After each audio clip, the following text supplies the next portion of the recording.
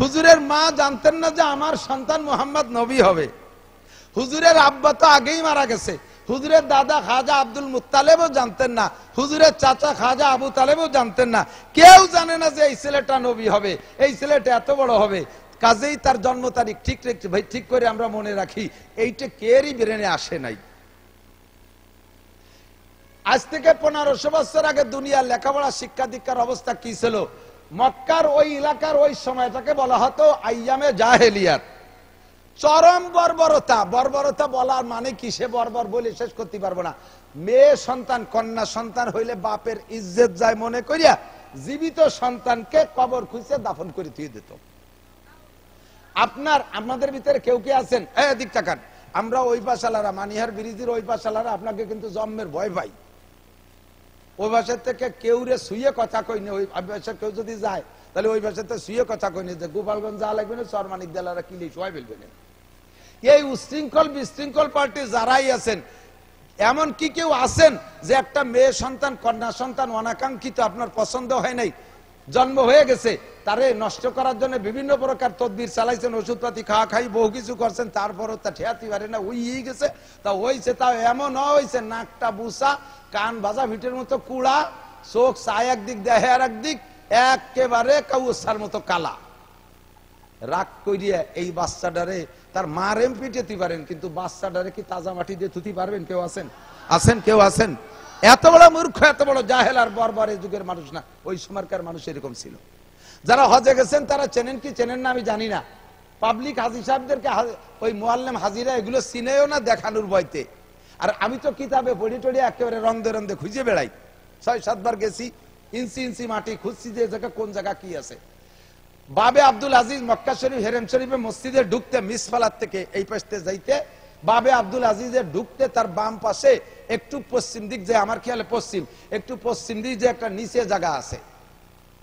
মক্কার কাবার পাশ দিয়ে বহুত বড় বড় বিল্ডিং, 30-40-50 তলা বিল্ডিং ভাঙ্গে তছনছ করে হেরেম শরীফের মসজিদের মধ্যে নিয়ে আসতেছে। মসজিদের জায়গায় সংকুলন হচ্ছে না, সেই সব জায়গা মসজিদ বানাচ্ছে। অথচ তার প্যাসের ভিতরে এই যে আমাদের এখানে যতটুকু জায়গা না, এই যে ঈদগাহটা, এর দ্বিগুণ জায়গা পরিমাণ হবে, এর দ্বিগুণ পরিমাণ জায়গা হবে। এই জায়গাটা আজও খালি পড়ে রয়েছে, নিচে কিচ্ছু করে না। আমি এই রোজার পরে আমার 2 ছেলেরে নিয়ে গেছিলাম উমরায়, তাকে দেখাই নিয়ে আসছি। ভবিষ্যতে তোরা এসে আবারও দেখবি বড় বড় বিল্ডিং ভেঙে মসজিদ বানাচ্ছে, অথচ এই জায়গা কিচ্ছু বানায় না। আমি সৌদি সাহেবকে জিজ্ঞেস করছি এই জায়গাটা কি, এখানে কিছু বানায় না কে? কয় যে এই জায়গা কয়েকবার চেষ্টা করা হয়েছে, এখানে কিছু আর কিয়ামত পর্যন্ত করা হবে না। এই জায়গা বিল্ডিং করার জন্য, স্থাপনা করার জন্য পিন বসানো হয়, ওই যে কি বলে কি machine, piling machine. Piling machine দিয়ে এখানে পিন বসানো হয়, 1 থেকে 1.5 হাত মাটির নিচে যায়। এরপরে যদি প্রেসার দেওয়া হয় এমন বেগে ধমধম করে শব্দ হয়, পুরো মক্কা শহর কেঁপে ওঠে। এর কারণে এই জায়গা ছেড়ে দেওয়া হয়েছে। এই জায়গা কি, আমরা ইতিহাসে পূর্ব থেকে পড়ে আসছি, এই জায়গা দেহিয়ায় কালবি। ওই যেই সাহাবার রূপ ধরে জিব্রাইল আসতেন হুজুরের কাছে, সাহাবার নাম দেহিয়ায় কালবি। ওই দেহিয়ায় কালবি কাফের থাকা কালে এই জায়গা তার 14টা মেয়েকে জীবিত দাফন করে দিয়েছে। আমি বলে দেই যে দেখবেন, গুনিয়ে দেখবেন 14টার বেশি, 15টা না এবং 13টাও না। ও দেশে তো, আমাদের দেশে তো কবরে এত যত্ন করে না। ওই কবর বলে ওই জায়গায় জায়গায়, সব জায়গা তো মানে বালু, মানে মরুভূমির বালু, সিলেকশন বালুর মতো। ওই কয় জায়গা 14টা পয়েন্টে একটুক একটুক সাইজের ছোট বড় পাথর দিয়ে আলাদা আলাদা করা আছে। এই 14টা পয়েন্টে 14টা কবর, তারা জীবিত সন্তানকে দাফন করে দেয়। কত বড় বর্বর যুগ! মূর্খ, অশিক্ষিত, দাঙ্গাবাজ, ফাঁকিবাজ, যত প্রকার অন্যায় আছে সব তারা করতো। কাবা ঘরের মধ্যে রেখে 360টা মূর্তি রেখে পূজা করতো। তাহলে বর্বরতার কোথায় চলে গেছে? সেই মূর্খদের ভিতরে জন্ম নিয়েছে বিশ্বনবী মুহাম্মদ রাসূলুল্লাহ। এই বাচ্চাটা যে সে এত বড় নবী হবে বংশের কেউ জানে না, কাজেই তার জন্ম তারিখ ঠিক রাখে নাই। কিন্তু তার বড় মোহাব্বতের চাচা, যেই চাচার নাম আবু লাহাব, যেই আবু লাহাবের নামে আল্লাহ সূরা নাজিল করছে তাব্বাত ইয়াদা আবি লাহাব। এই আবু লাহাব নবী পাকের মোহাব্বতের চাচা, আপন চাচা। আবুল আহাব অপেক্ষায় আছে আমার ভাবি আমেনার গর্ভে কি হয়, আমার ভাইটা মারা গেল ভাবির কি হয়, এই অপেক্ষায় রয়েছে। সারা রাত যেতে সন্ধ্যা রাত্রে ব্যথা উঠছে আর সেই ব্যথার অপেক্ষায় করতেছে কখন ডেলিভারি হয়। সবে সাদেকের সময় আবুল আহাবের বান্দির নাম সুয়াইবা, ও দৌড়ে এসে কয় মালিক আপনার সেই মরা ভাই আব্দুল্লাহর স্ত্রী আমেনার গর্ভে এমন একটা সন্তান জন্ম নেছে, আপনিও দেখেন নাই, দুনিয়ার কেউ ওরকম সন্তান দেখে নাই, আমি তো দেখি নাই, আরো কিয়ামত পর্যন্ত ওইরকম সন্তান জন্ম নেবে না, এটা আমার ধারণা, এমন একটা সন্তান জন্ম নেছে। খবরটা শোনার সাথে সাথে আবুল আহাব তার এই শাহাদত আঙ্গুলের ইশারা দিয়ে আমার আপনার কি বলা হয় তার ওই সুয়াইবা বান্দিটাকে আজাদ করে দিয়েছে। কন্যা সুবহানাল্লাহ। আজাদ মানে স্বাধীন করে দিয়ে, একদিন বান্দি ছিল স্বাধীন করে দিয়েছে। এই প্রতিদানে আবুল আহাব যে এই আঙ্গুলের ইশারা দিয়ে সুয়াইবারে আজাদ করে দিয়েছে বিশ্ব নবীর খবর দেওয়ার কারণে, এর কারণে আবুল আহাব চির জাহান্নামী হওয়া সত্ত্বেও প্রত্যেক সোমবারে তার এই শাহাদত আঙ্গুলটাকে আল্লাহ ঠান্ডা করে দেয়, আর সেটাকে সারা দিন ভরে চষে আর একটু ঠান্ডা পানি পায়, তাইতে সোমবারের দিন তার কলিজাটা একটু ঠান্ডা হয়। জাহান্নামে যাওয়ার পরও আবুল আহাবের প্রত্যেক সোমবারে এই শাহাদত আঙ্গুল ঠান্ডা করে দেওয়া হবে, আর সে পানি চুষে চুষে পান করবে। বলতে চাইছি সেই দিন থেকে নিয়ে নবীর 40 বছর বয়স পর্যন্ত নবুয়তি পাওয়ার খবরের আগ পর্যন্ত আবুল আহাব প্রত্যেক সোমবারে নবীর জন্মদিবস পালন করত। লাস্টের দিক যাইয়া পুরো কুরাইশদেরকে বলে দিয়েছে, এ কুরাইশরা, আমার ভাতিজা মুহাম্মাদের মতো সন্তান পৃথিবীতে জন্ম নেয় নাই, কাজে আমার ভাতিজার জন্মদিবস উপলক্ষে প্রত্যেক সোমবারে কুরাইশদের প্রত্যেক বাড়িতে সন্ধ্যাকালে সবে সাদেক ফজর পর্যন্ত স্বর্ণের পিয়ালায় বাতি জ্বালাবি, আমার ভাতিজার জন্মদিবস জষ্টে জুলুস করতে হবে। 40 বছর জন্মদিবস পালন করছে যেই লোকটা সবচেয়ে বেশি, তার নাম আবুল আহাব। নাম কি? একটু মস্ক করেন, কি নাম? আবুল আহাব কি রাদিয়াল্লাহু তাআলা আনহু? আবুল আহাব কি সাহাবা? আবুল আহাব জান্নাতি? আবুল আহাব মুসলমান? আবুল আহাব মুমিন? জোরে বলেন কি? কাফের? একটু বলেন কি? আবুল আহাব কি? আবুল আহাব জাহান্নামী? বলেন কি? জাহান্নামী। এই আবুল আহাব কাফের 40 বছর নবীর জন্মদিবস পালন করে আসছে সোমবারে, তারিখ মনে নাই, সোমবারে জন্মদিবস পালন করছে। নবী যখন 40তম বছর নবুয়তি পাইয়া যাইয়া আবুল আহাবরে ডাকে কয় কাকাজান পড়ে লা ইলাহা ইল্লাল্লাহ মুহাম্মাদুর রাসূলুল্লাহ, এই কলেমার দাওয়াত দিছে। আবুল আহাব কয় তাব্বাল্লাকা ইয়া খাসিস আলী হাযা দাওতানা, ধ্বংস হয়ে যা কপাল পোড়া, তোরে 40টা বছর কোলে কায়ে করে রাখছি, এত ভালোবাসছি, 40 বছর তোর জন্মদিবস পালন করছি, স্বর্ণের পিয়ালায় বাতি জ্বালাইছি, তোর চাইতে আমার নিজের সন্তানকেও এত ভালোবাসি নাই, তোরে যত ভালোবাসি, আজকে তুই বাপদাদার ধর্মের মুখে চুনকালি দিয়া নতুন ধর্মের কলেমার দাওয়াত দিচ্ছিস, তুই কপাল পোড়া ধ্বংস হয়ে যা। এই বলে নবী পাককে ভৎসনা দিল, বদদুয়া দিল। সঙ্গে সঙ্গে আল্লাহ পাক সূরা লাহাব নাজিল করে দিয়ে কয় তাব্বাত ইয়াদা আবি লাহাবি ওয়া তাব্বা মা আগনা আনহু মালুহু ওয়া মা কাসাব। আমার মুহাম্মদ ধ্বংস হবে না, আমার মুহাম্মদ ধ্বংস হবে না, ধ্বংস হবে আবু লাহাবের দুইটা হাত। তুই একবার বদদুয়া করেছিস আমার নবীকে, আর তোর নামে বদদুয়া চলবে ডেলি লক্ষ লক্ষ বার। ও ভাই আমার প্রাণ প্রিয় বন্ধুরা, গোপালগঞ্জবাসী সাক্ষী দাও, সারা পৃথিবীতে 800 কোটি মানুষের ভিতরে 200 কোটি আছে মুসলমান, 200 কোটি মানুষের ভিতরে ফেলাই ছাড়াইয়া 10 কোটি মানুষ তো ডেলি নামাজ পড়ে কমপক্ষে। কতক্ষণ? 10 কোটি মানুষের ভিতরে লাখখানিক মানুষ তো কমপক্ষে তাব্বাতে শুরু তো পড়েই সারা পৃথিবী জুড়ে। তাহলে ওই একবার নবীকে বদদুয়া দিয়েছে, আর ডেলি আমরা তাব্বাতে শুরু পড়ে লাখ লক্ষ লক্ষ বার ওর নামে বদদুয়া পাঠাই। এই আবুল আহাব নবীর জন্মদিবস পালন করছে। নবী কলেমা নবুয়তি পাওয়ার পরে সাহাবায়ে কেরামকে কলেমা পড়ানোর পরে আর কোন সাহাবা জন্মদিবস পালন করে নাই, কোন সাহাবা জন্মদিবস পালন করে নাই। এবার আমি শেষ ফিনিশিং বলে দেই দোস্ত, ধরে নেন নবীর জন্মদিবস 8 তারিখ নয়, 12ই রবিউল আউয়াল, যেটা আমাদের কাছে প্রসিদ্ধ। কথা কি বোঝা যাচ্ছে? ভুল থাকলে ভেঙে নিয়ে যাবেন। 8ই রবিউল বাদ দিলাম, 12ই রবিউল ফিরে গোড়ায় চলে আসলাম। ধরে নেন 12ই রবিউল আউয়াল নবীর জন্ম তারিখ, তো 12ই রবিউল আউয়াল নবীর জন্ম তারিখ, আর নবীর মৃত্যু তারিখও কত? কতক্ষণ? কয় তারিখ? 12ই রবিউল আউয়াল। এবার এই দুইটা একই দিনে 12ই রবিউল আউয়াল দুইটা প্রতিদ্বন্দ্বী হয়ে গেছে, জন্ম দিবসের ঈদ আর মৃত্যু দিবসের শোক। কথা বলেন ঠিক কি ঠিক না? এখন আপনি কোনটা পালন করবেন আবার একটু বুঝে নেন। আপনার একটা সন্তান, আপনার জীবনের প্রথম সন্তান, একেবারে চাঁদের মতো ফুটফুটে একটা বাচ্চা, প্রত্যেক বছর আসলে আপনি কেক কাটেন।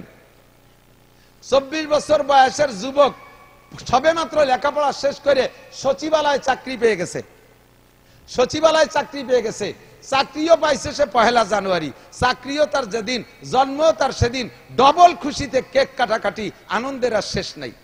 1 বছর যাইতে না যাইতে 25 বছর বয়সে দাঙ্গা হাঙ্গামা গন্ডগোল ফাসাদ লাগিয়া ওই ছেলেটা সচিবালয় মৃত্যুবরণ করছে 1 জানুয়ারি। 1 জানুয়ারি তার মৃত্যু হয়ে গেছে। জন্ম হয়েছে 25 বছর আগে 1 জানুয়ারি, 25টা বছর কেক কাটছেন আর আনন্দ করছেন। এই 25 বছরের মাথায় আইসা ওই ছেলেটা 1 জানুয়ারি ইন্তেকাল করলো। এখন থেকে প্রত্যেক বছর কি আপনি ওই ছেলে উপলক্ষে আনন্দের কেক কাটবেন না মৃত্যুর শোক করবেন? কথা কি বুঝছেন আপনি? আর কি আর আনন্দ আছে? ছেলে জন্ম নিয়াতে যে পরিমাণ খুশি হয়েছিলেন, মৃত্যুতে তার চেয়ে বেশি অখুশি হয়ে গেছেন। এখন আর তার জন্ম দিবসের আনন্দের কেক কাটাকাটি থাকে না, এখন শোক হয়। 12ই রবিউল আউয়াল নবী জন্ম নিয়েছিলেন, সে খুশিতে আমরা ছিলাম, 63 বছর আনন্দিত ছিলাম। কিন্তু 12ই রবিউল আউয়াল নবী ইন্তেকাল করে আমাদের সেই আনন্দকে শেষ করে দিয়ে এতিম করে চলে গেছে। শোকের বস্তা, শোকের পাহাড় আমাদের মাথার পর চেপে দিয়ে চলে গেছে। কাজেই নবীর ইন্তেকালের পর থেকে আর কোনোদিন 12ই রবিউল আউয়াল আমাদের ঈদ আর আনন্দ উদযাপন করা, এটা নবীর মৃত্যু নিয়ে ঠাট্টা করা, নবীর সাথে বেয়াদবি করা ছাড়া আর কিছুই না। কথা বলুন ঠিক কি ঠিক না? আমি কি বুঝতে পারছি? আমার নবী পাক সাল্লাল্লাহু আলাইহি সাল্লামকে এই নবীর উম্মত হওয়ার সুযোগ আল্লাহ তাআলা আমাদেরকে করে দিয়েছেন, বলেন আলহামদুলিল্লাহ। তো মাসটা যেমন আনন্দের, ওইরকম শোকের, শোক ও আনন্দ বিজড়িত মাসের একটা মুহূর্তে আইসা কর্তৃপক্ষের সিদ্ধান্ত অনুযায়ী আজকের মাহফিলে আমরা উপস্থিত হতে পেরেছি। সেই শোকরটা এখন আদায় করি। আজকের মাহফিলে হাজির হয়েছি, সবাই বলি আলহামদুলিল্লাহ। এই মাহফিলের শুরু শোকর আদায় করবো বলে এতখানি কষ্ট করা হয়ে গেছে। আজকে বলে আজ বেশি করতে হবে। আপনারা পারবেন? মাজায় কুল হবে ইনশাআল্লাহ? ইনশাআল্লাহ আমি পারবো না। আপনাকে এক রাত আমার ডেলি দিনীয় নড়াইল বিশাল এক সম্মেলন মাহফিল করে আসছি। সে জায়গাও প্রধান বক্তার বক্তব্য লম্বা টাইম আমার দেয়া লাগবে। যে জায়গায় যাই দেখি আকাশে গেলিও লাথি খায়। দেখি দান ভাড়াই না, দেখি দিয়ে দান ভাড়া থেকে আজ দিয়ে ঠাসে না সুমো মুখ দিয়ে ঠাসে, পাউ দিয়ে বাড়ায়, ঠিক না? তো দেখি আকাশে গেলিও লাথি খায়। ওই হঠাৎ করে এক মসজিদে গেছি আসরের নামাজ পড়তে, যে তবলিগালা আমি যাবো মাহফিলি, হুজুর আইসেন যান একটু অস করে যান, সেই দূরই অস করো। তো যেখানে যাই সেখানেই বেশি। তারপরে দেশের হক আছে, কম হবে না ইনশাআল্লাহ যদি আল্লাহ বলায়। আর যদি আল্লাহ না বলায় এখনই শেষ। আপনারা যেদিন বলে দেবেন যে অনেক ওয়াজ করবেন, ওই দিন ওয়াজ আসেই না। তো আল্লাহ পাক রব্বুল আলামিন কিছু কথা বলার তৌফিক দান করে, বলেন আমিন। আমাদের নবী কি আসছেন 5টা 7টা 10টা 11টা বিয়ে করার জন্য, কাফের মুশরিকের সাথে যুদ্ধ লড়াই করে মক্কা মদিনার জমি দখল করে বিশাল জমিদারি করার জন্য, রাষ্ট্রপ্রধান হয়ে প্রেসিডেন্টগিরি করার জন্য আমার নবী আসছে? কথা বলেন। আমার নবী আসছেন কি জন্য? নবী আসছে হুদাল্লিল মুত্তাকিন, হুদাল্লিন নাস, মানব জাতি এবং মুত্তাকিন পরহেজগারদের রাহবারি করার জন্য। নবী আসছেন রাহমাতুল লিল আলামিন, গোটা জাহানের রহমত স্বরূপ এসেছেন। কথা বলুন ঠিক কি ঠিক না? আমার নবী আসছে অমানুষকে আরে রিদি খেয়াল করে না, নবী আসছেন অমানুষকে মানুষ বানানোর জন্য। কথা কন? জাহান্নামীকে জান্নাতি বানানোর জন্য, কপাল পোড়াকে কপাল জোড়ানোর জন্য, বেঈমানকে ইমানদার বানানোর জন্য, আল্লাহর শত্রুকে আল্লাহর বন্ধু বানানোর জন্য। ঠিক কি ঠিক না? একটা মডেল, একটা মাপকাঠি, একটা মাপকাঠি হিসেবে, মডেল হিসেবে নবী পাককে পাঠিয়েছেন। সূরা 29 নম্বর পারা, 29 নম্বর পারা, দ্বিতীয় নম্বর সূরা, 29 নম্বর পারা দ্বিতীয় সূরা, সূরার নাম সূরা কলম। এ যুবক প্রাণপ্রিয় বন্ধু, এদিক তাকাও। এই সূরা কলম নাজিল হয়েছে কোন সময়? একদিন হুজুর বয়ান করতেছিলেন, তো বয়ানের ভিতরে হুজুরের কেমন যেন আজকের বয়ানটা অত রসাল উঠা। আমি মাঝে মাঝে বলে থাকি, আবারও বলবো, যুবক আমার দিক, একান্ত যুবকদের উদ্দেশ্যে বলছি। আর কিছু আজগেড়িয়ে মুরব্বী আছে, আদা বাহা আদা কাঁচা সাইডুনি মুরব্বী। বুড়োরা তো ইনভ্যালিড হয়ে গেছে, ফাইজলামিতে বয়স নাই, কিন্তু আদা পাকা আদা কাঁচা কিছু সাইডুনিয়া বয়সী আছে, এনরাও কিন্তু ভালোই সাইজের উল্টো পাল্টা। বিসমিল্লাহ, সবাই লাভ করতে হবে। হুজুর ওয়াজ করতেছেন, এরকম মাঠ ভরা সাহাবায়ে কেরাম, ওয়াজের রস নাই, মুখ শুকনো শুকনো। জিবরাইল এসে কা ফামা বালুকা ইয়া রাসূলুল্লাহ, হুজুর কি হইছে আজকে, কথা কিরম কিরম কনকা বাদি বাদি যাচ্ছে। হুজুর বলেন যে ওয়াজ তো করার নিয়ত করছিল, আজকে এরা সাইজে সুদে করলো 2 ঘন্টা ওয়াজ করতে হবে, কিন্তু বইসিও সাইজে গুজে ওই যে এক বুড়ো দাও না মাঝখানে, ওই বুড়োর জ্বালায় অস করতে পারে। আরে সেই বুড়ো এখানে আসে নাকি, সবাই ভাষা দিকে সেই মাঠের বুড়োর কথা।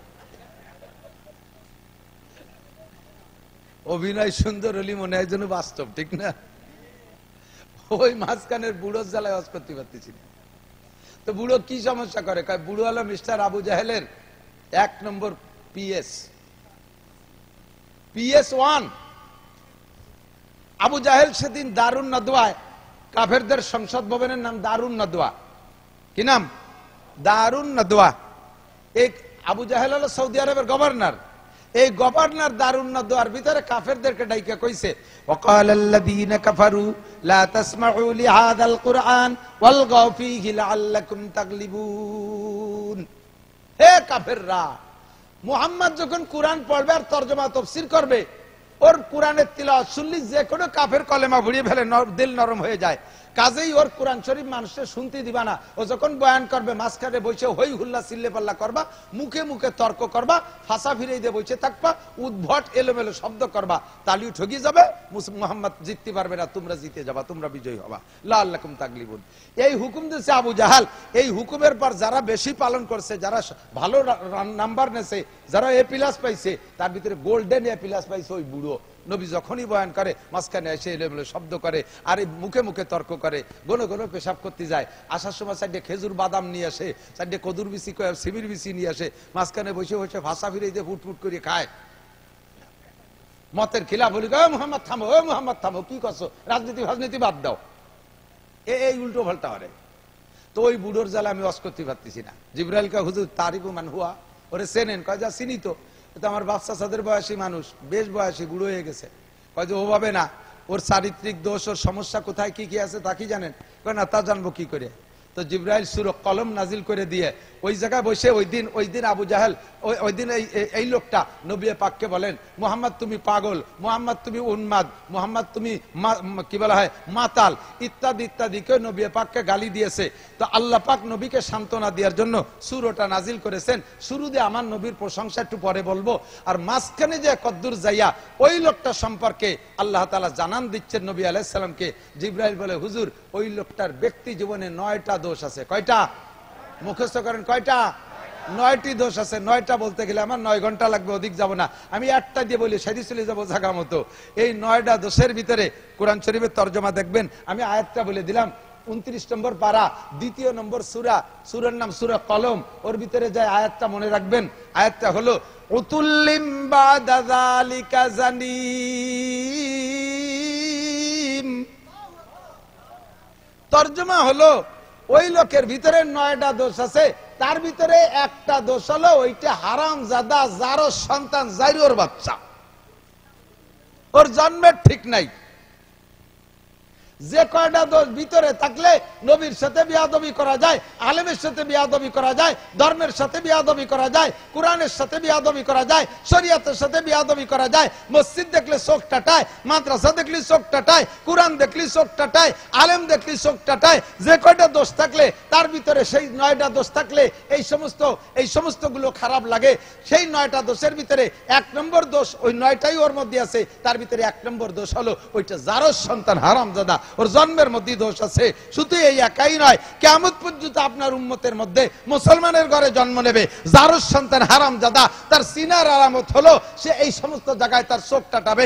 ধর্ম ভালো লাগে না, কোরআন ভালো লাগে না, কোরআনের সংবিধান ভালো লাগে না, আলেম ভালো লাগে না, মসজিদ ভালো লাগবে না, মাদ্রাসা ভালো লাগবে না। মুখে তাদের আমরা বলতে না পারলেও প্রমাণ হবে তোমাকে কোরআনের মাপকাঠিতে মেপে ফেলাইছি, তোমার জন্মের মধ্যে দোষ আছে। কথা বলেন ঠিক কি ঠিক না?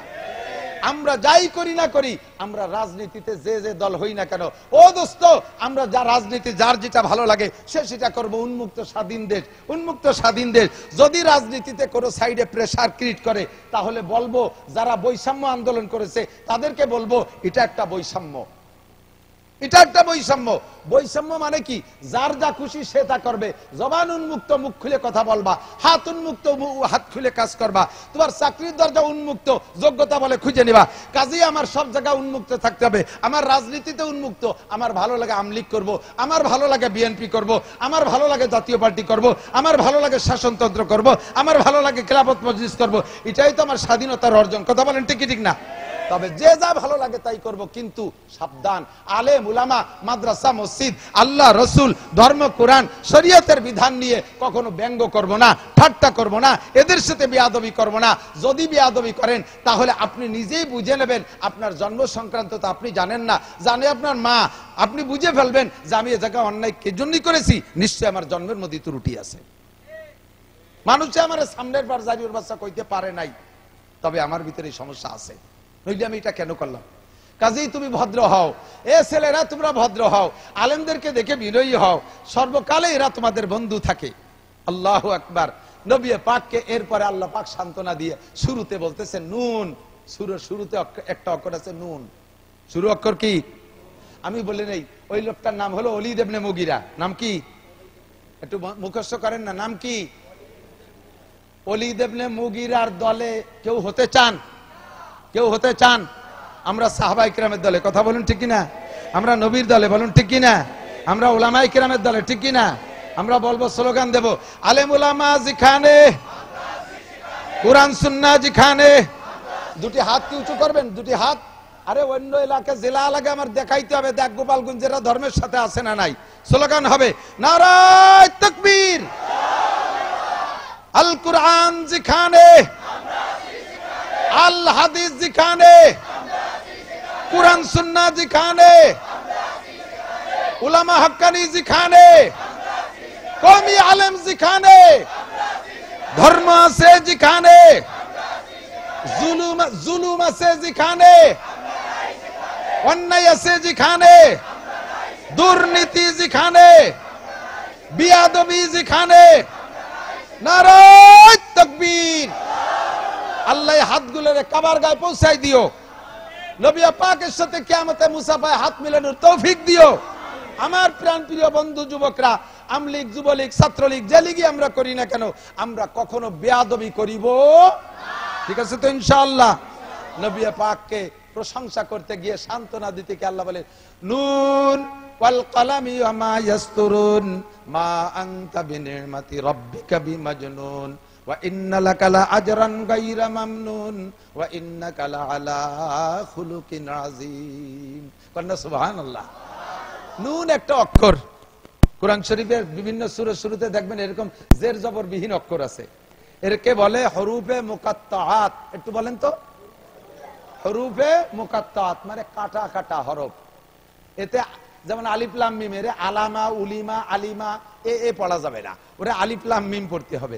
তো এই সূরার শুরুতে আছে নুন, এর কোনো তরজমা নাই, কেউ এর তরজমা করতে যাবেন না, আলিফ লাম মিমের তরজমা করতে যাবেন না, তাহলে আপনি ভুলের মধ্যে পড়ে যাবেন। সমস্ত মুফাসসিরিনে কেরাম বলে আল্লাহু আ'লামু বিমুরাদি বিযালিকা, এর তরজমা একমাত্র আল্লাহই জানে, আমি আপনি জানাজানির দরকার নাই। কতক্ষণ আমাদের দেশে কিছু বাউল আছে, বাউল বাউল বাউল চেনেন?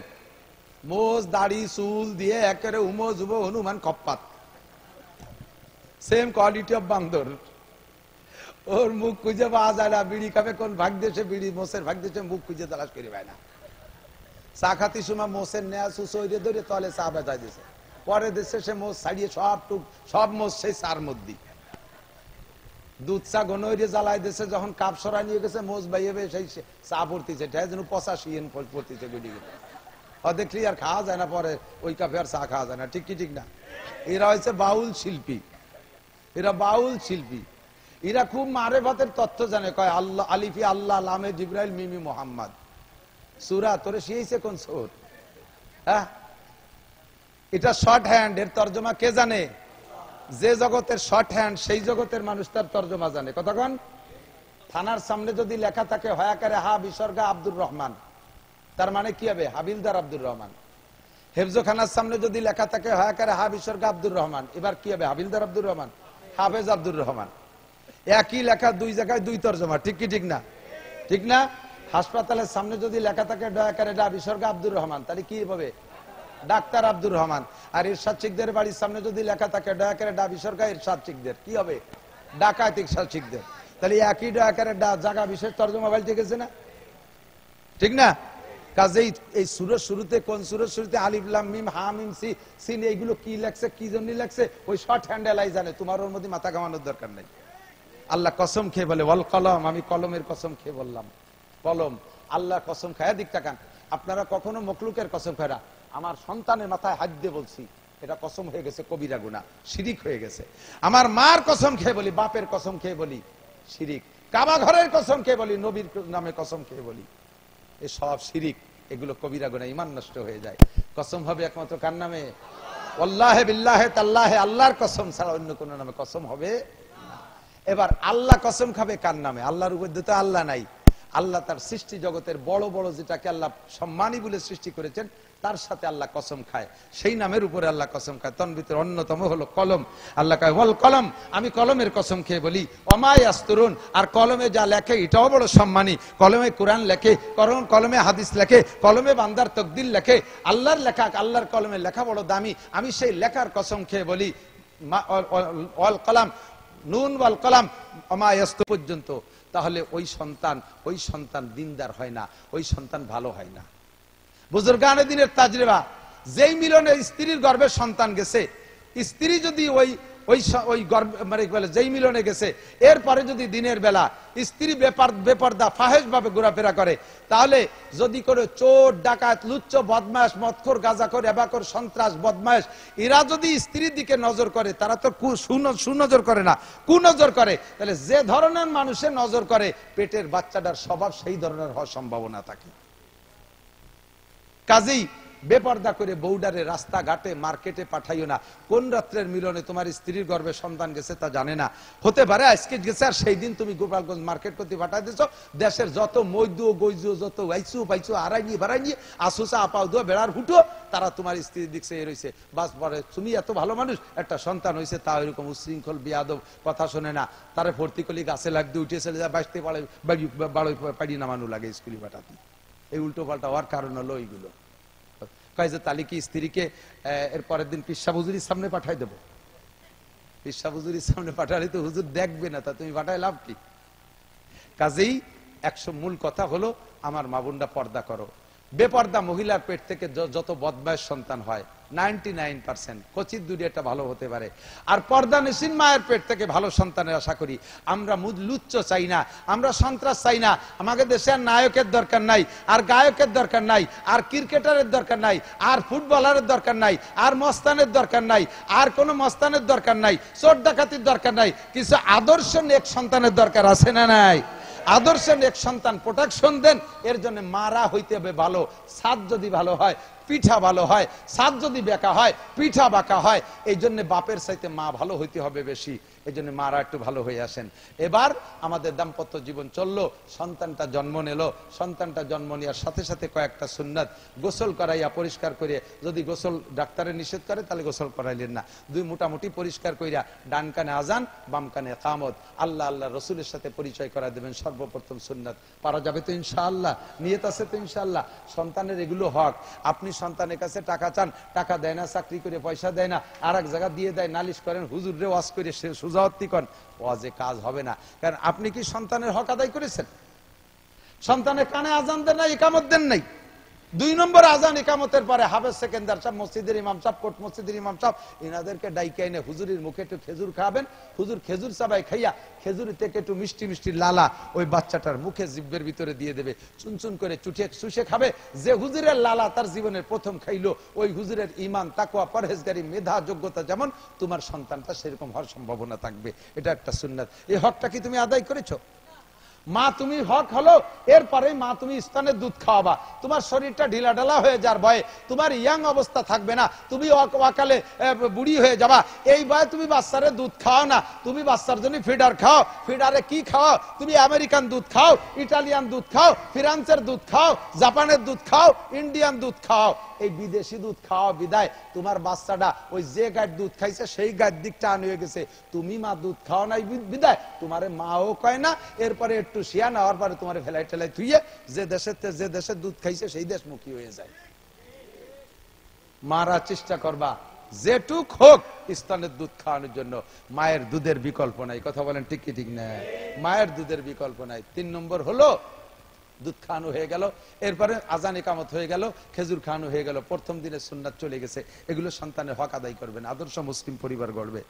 এরপরে ধীরে ধীরে যখন বড় হবে, ধীরে ধীরে বড় হবে, বাচ্চাটা কাঁদবে, মাঝে মাঝে কাঁদবে, মাঝে মাঝে কাঁদবে। কাঁদলেই দৌড়ে চলে যান মসজিদের হুজুরের কাছে, হুজুর কয়ে যে কলা গাছ একটা উঠে নিয়ে এসো, ভরিয়ে দেই দয়া কলা গাছ, মানে সুটা উঠে নিয়ে এসো। সুটা কলা গাছের সুটা হুজুরের দিয়ে ভরানো লাগবে না, আজ তো কলা গাছ বাঁধতে দেওয়া লাগবে না। মায়ের সন্তানের জন্য সবচাইতে বড় কবিরাজ মা, সন্তানের জন্য সবচেয়ে বড় পীর কে? কথা কানা কে? সন্তানের জন্য সবচেয়ে বড় ডাক্তার কে? কবিরাজ কে? মা যে দরদ নিয়ে সন্তানরে ফু দেবে, আমার মতো লক্ষ্য মৌলবী সে দরদ ফু দেবে না। আমি এখন বেরোনোর পরে বোতল নিয়ে আসবে, আমার গেছে ক্লান্ত হয়ে 2 ঘন্টা অস করতে করতে, এখন বোতলে ফু দিয়ার আর আমার মিজাজ আছে নাকি? কিছু ফড়াফড়ি নাই, ফু একটা মারিয়ে দিছি, লাগে লাগলো, না লাগে না লাগলো। আর মার বাচ্চা কাঁদতেছে, মা বাচ্চাকে কোলে করে নিয়ে এরকম ঘুরবেন আর দোয়া পড়বেন, ওয়াজআলনা নাওমাকুম সুবাতা, সূরা নাবার আয়াত, ওয়াজআলনা নাওমাকুম সুবাতা, ওয়াজআলনা নাওমাকুম সুবাতা। মাঝে মাঝে চোখের উপরে ফু দিবেন, মাঝে মাঝে কানের মধ্যে ফু দিবেন। যত বড় কান্নাকাটি করা বাচ্চা হোক না কেন, ফালাক আর নাচ করে তারে মা ফুক দিবেন। আমার মতো 1 লক্ষ হুজুর ফুয়াইলে যা হবে, একটা মূর্খ মায়ের ফু তার চাইতে বেশি দামি আল্লাহর কাছে। আরে সন্তানের জন্য সবচাইতে বড় পীর হলো মা। করছেন যে আমল করছেন? কান্নাকাটি করলে সূরা ইয়াসিন পড়েন না, কান্নাকাটি করলে ধরি তার টেলিভিশনের সামনে ধরে। কতক্ষণ? টেলিভিশন কবিরাজ, টেলিভিশন কবিরাজ। মোবাইল খুলে দেয়, মোবাইল দেখে বাচ্চা কান্না থামিয়ে যায়। জন্মের সাথে তারা টেলিভিশন আর মোবাইলের প্র্যাকটিস করাইছো, এই জন্য দেন না ফুটিয়ে পড়ার সাথে সাথে 2-3 বছর পড়াতে মোবাইলের এত ভক্ত, মোবাইলের জ্বালায় মাদ্রাসায় পড়তে পারে না, মোবাইলের জ্বালায় স্কুলে যাইতে পারে না, মোবাইলের জ্বালায় ঘুম নাই, শুকাইয়ে কাটা হয়ে গেছে রাত 1টা 2টা 3টে পর্যন্ত মোবাইল দেখতে দেখতে। কথা কন না কেন? তারে প্র্যাকটিস করাইছেন জন্মের পরের থেকেই, তার কান্না থামাইছেন মোবাইল দিয়ে। কাজেই ওই ছেলের আর ভালো বানানো সম্ভব না, ওই মেয়েরে ভালো বানানো সম্ভব না। তারে কান্না থামাবেন সূরা ইয়াসিন দিয়ে। কি দিয়ে? তারে কান্না থামাবেন সূরা ফালাক নাস দিয়ে। তারে কান্না থামাবেন দোয়া কালাম পড়িয়া, সূরা নাবার আয়াত, ওয়াজআলনা নাওমাকুম সুবাতা। আল্লাহ পাক বলেন আমি তোমাদের ঘুম দিয়েছি প্রশান্তি, এই দিয়ে তারে থামানোর চেষ্টা করবেন। আল্লাহ পাক তৌফিক দান করে, সবাই বলেন আমিন। এরপরে বাচ্চা যখন একটু বড় হয়ে উঠছে, এই 7 দিনের দিন তার একটা আমল আছে। 7 দিনের দিন কয়টা? 7 দিনের দিন মাথার চুল চাইছে ফেলবেন। এই যুবক, তুমি মনে রাখো তোমার মা বাপ ফেল করছে, এই জন্যই তো তোমার মা বাপ এখনো ফেল করতেছে। মাথার চুল বাচ্চার চাইছে, চুলের শুকনো চুলের ওজনে স্বর্ণ অথবা রূপা, যার যেমন তৌফিক আছে, ওজন করে ওই পরিমাণ টাকা গরিবদের ভিতরে দান করে দেবেন।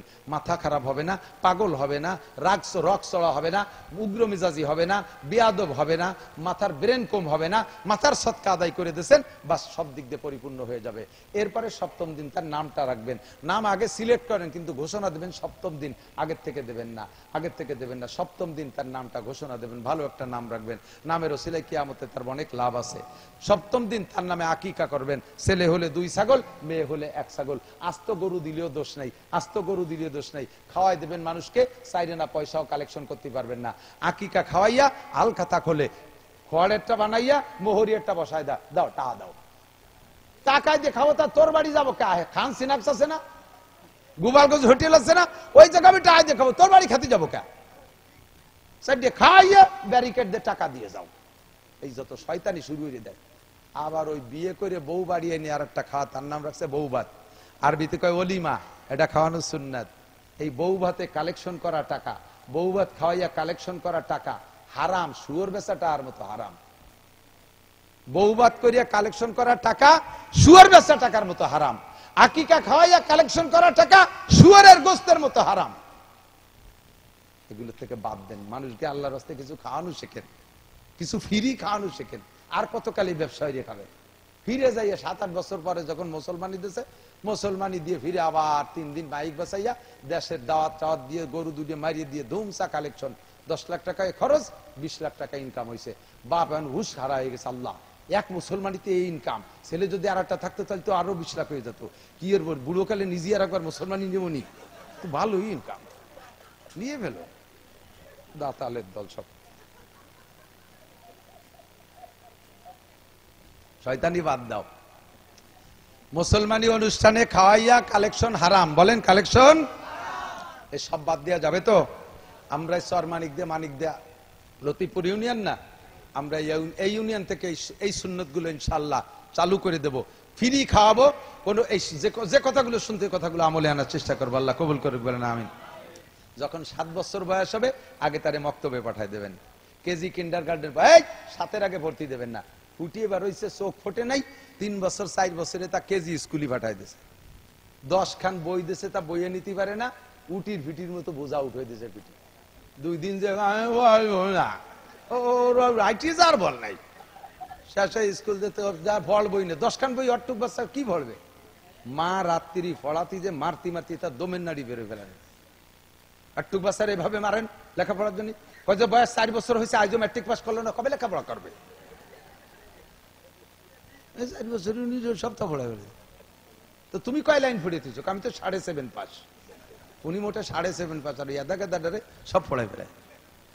সাবধান, বিশ্বনবী মুহাম্মদুর রাসূলুল্লাহর চাইতে মনোবিজ্ঞানী আর জগতে কেউ নাই। কথা বলুন ঠিক ঠিক না? নবী বলছেন বাচ্চাদের পড়ার বয়স 7। পড়ার বয়স কত? 7 সে স্বেচ্ছায় স্কুলে যাইতে চাবে, মক্তবে যাইতে চাইবে, তার সর্বপ্রথম কোরআনের শিক্ষায় শিক্ষিত করে। নুরানি মাদ্রাসা আছে, যত নুরানি মাদ্রাসা এ জায়গা দিলে একটা লাভ আছে। কোরআন পড়বে, হাদিস পড়বে, শরীয়তের মাসালা পড়বে, সাথে সাথে স্কুল কলেজে যে পড়াশোনা আছে সম্পূর্ণ পড়বে, কোনো প্রেসার নাই। স্কুল নুরানি মাদ্রাসার ছাত্রদের প্রাইভেট পড়ানো লাগে না, হুজুররা গালে গালে পড়াইয়া, জাগায় বসে মুখে মুখে পড়াইয়া তারে মস্ক করাইয়া ইয়াদ করাইয়া দেয়। আর বাংলাদেশে যত স্কুল আছে, কোন স্কুলের ছাত্র ভালো ছাত্র প্রমাণ দিতে হলে 3-4 কম প্রাইভেট পড়লে হবে না। কথা কোন ঠিক ঠিক না? যত ভালো স্কুল তত প্রাইভেট বেশি লাগে। আর আমার মাদ্রাসার কোনো ছাত্রদের প্রাইভেট লাগে না। তারে কোরআন শিক্ষা দেন, জীবনের শুরুতে কোরআন শিক্ষা দিয়ে তারপরে তাকে জেনারেল পড়ান, কোনো সমস্যা নাই। জেনারেল পড়ান, কোনো সমস্যা নাই। যাইতে যাইতে বয়স যখন হবে 7 থেকে কোরআন পড়ানো শিখার পরে নামাজের প্রশিক্ষণ দেবেন। যখন বয়স হবে 10, তখন নামাজ না পড়লে পিটান দেবেন। ওয়াজরিবুহুম আলাইহা ওয়া হুম আবনাউ 10 সিনিন। 10-এ যে পিটান দেবেন, একটা পিটান দিয়া বাপের জন্য ওয়াজিব।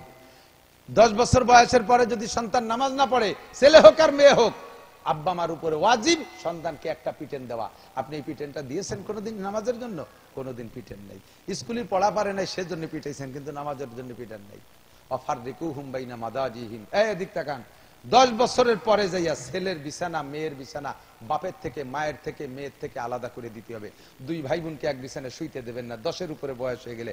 2টা বোনকে 10-এর উপরে বয়স হয়ে গেলে এক বিছানায় শুইতে দেবেন না। 2টা ভাইকে 10-এর উপরে বয়স হয়ে গেলে এক বিছানায় শুইতে দেবেন না।